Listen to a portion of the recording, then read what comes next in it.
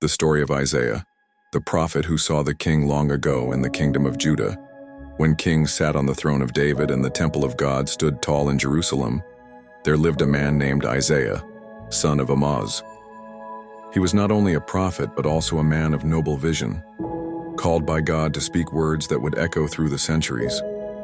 Isaiah's journey began in a year of great sorrow, the year King Uzziah died. The throne of Judah was empty, but when Isaiah lifted his eyes in prayer, he was swept into a vision of heaven. There he saw the true King, the Lord Almighty, seated upon a throne high and exalted with his robe filling the temple. Seraphim with 6 wings cried aloud, "Holy, holy, holy is the Lord of hosts. The whole earth is full of his glory." Isaiah fell on his face, overwhelmed by his own sinfulness. "Woe is me!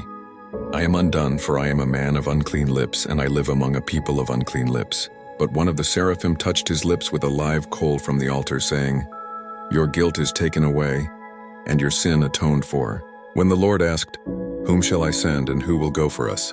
Isaiah answered with trembling courage, "Here am I, send me." Isaiah's message to kings. From that day on, Isaiah became the voice of God to kings and people alike. To King Ahaz, who feared the armies of Israel and Syria, Isaiah brought a sign.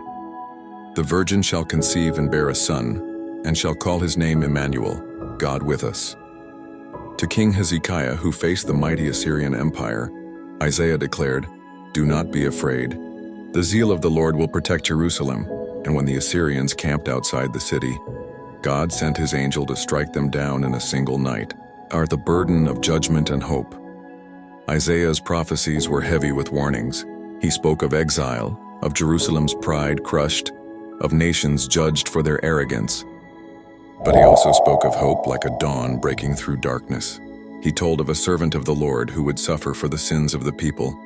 He was wounded for our transgressions, bruised for our iniquities, and by his stripes we are healed.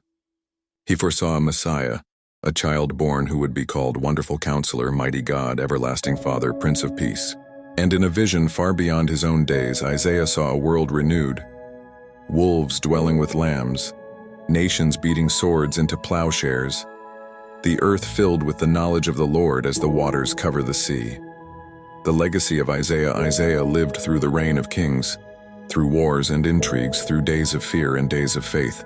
Some say he was persecuted, even martyred for the truths he spoke. But his words could not be silenced. They were written down, preserved, and carried across generations. His story is not only of a prophet but of a promise, that in the darkest times God's light shines brightest. And centuries later, when a young man in Nazareth read from